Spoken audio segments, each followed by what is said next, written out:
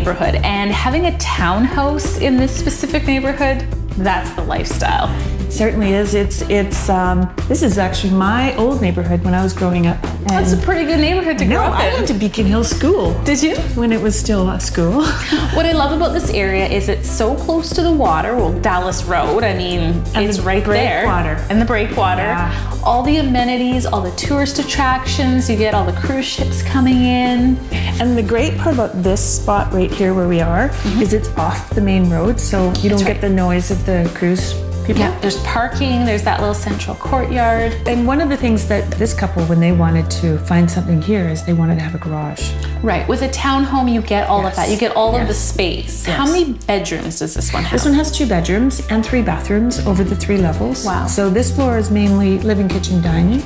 And it's nice that it sits up a little bit high, so you get a little bit more light in from the neighboring properties aren't super close. So that And being a townhome, it makes it a little bit more affordable to buy a detached home with all of that in this area. Oh yeah. Well, what our market has been like has been insane. So, you're getting good value for what you're buying here. The other great thing about townhomes is often they're turnkey, and the thing is you don't have to manage a yard or any of the property. And lots of people who want to buy townhomes or condos even, they want to travel. And that was nice. When these guys came into this property, they gave up the yard work. They got more space than the actual house they had before, but they got a garage, plus they got no maintenance. It's 1,330 some odd square feet without the garage.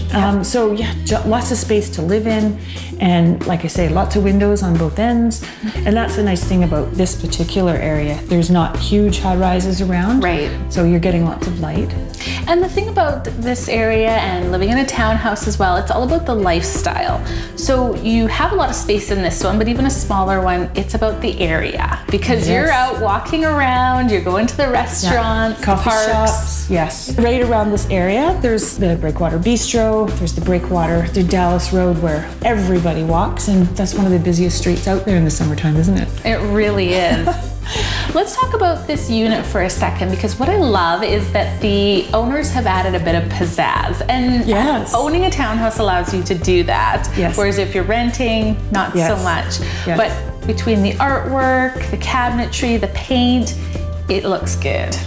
Yeah, they've got a really, I've been working with these people for quite a long time. I've sold them lots of stuff and helped them buy lots of stuff. So I'm always amazed when I walk in after they've been in here for a while. Just such a nice space, and really nice colors that they've chosen for paint, and they've got some beautiful furnishings that are just fit right into this townhouse. And beautiful artwork too. So yeah, and they're thinking about going up Island because they're quite outdoorsy people, and they're thinking, no, let's go kind of, how hard it is to get out of town sometimes. It is, yeah, and sometimes people just want a little change. Yeah.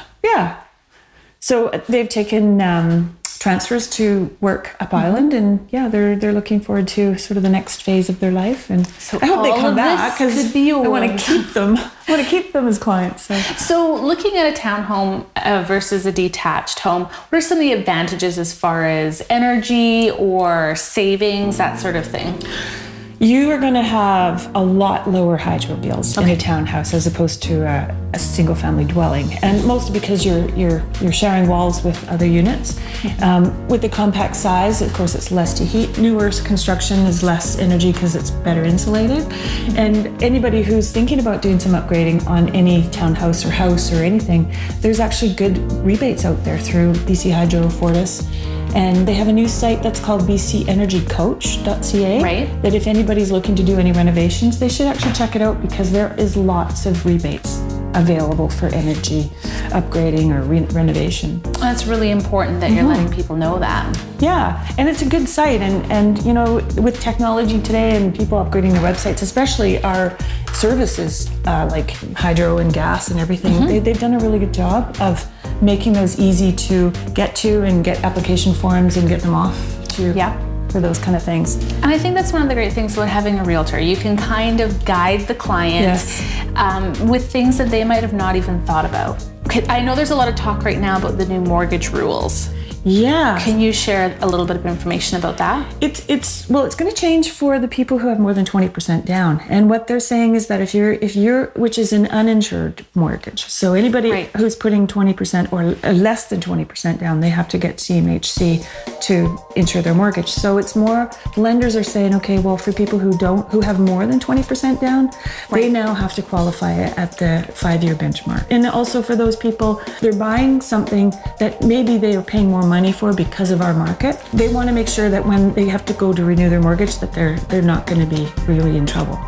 And I think that's another important thing why they need to come and talk to you, because really that could knock someone to the next level where they were looking at a house, now they can only afford a condo, or maybe now they have to look at a different neighborhood. And I would encourage anybody who's looking now to go back and get requalified. If they've had a rate hold in the past, the new rules January 1, they're gonna change.